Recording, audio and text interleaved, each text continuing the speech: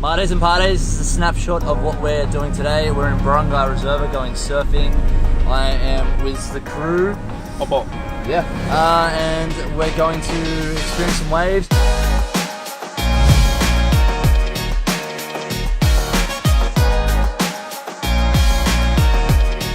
You gonna surf? Yeah, I'll try. Oh, yeah. Yeah, we're trying. Yes!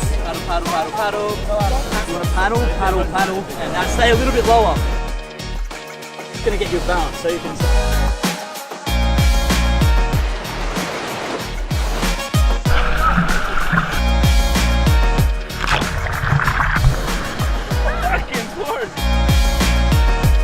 Lumaki yung alon. Eh, hindi ko napapansin. Ang layo ko na pala. Woo!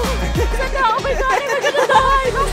Ang saya-saya. Napaka-hirap for a beginner, but enjoyable siya. The wave was great. It looks absolutely amazing. These guys are having a great time. I gotta practice. I gotta get good at this, man. Surfing's fun.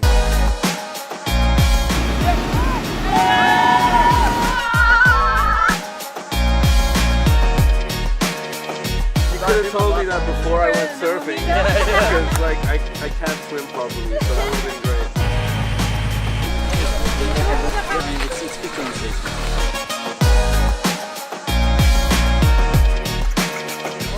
Quite tiring, but the number says that we're pretty close now.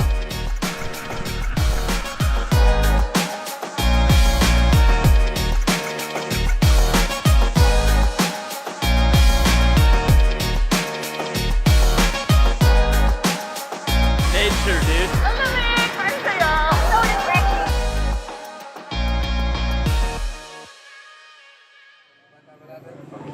It's just very fun, very fun. Adventure. One of the adventures of a lifetime. If you're up for adventure and spontaneous activity, up for anything, be ready for anything. So thank you guys. Bye.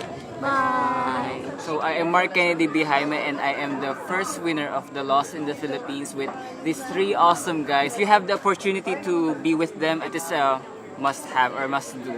Yeah.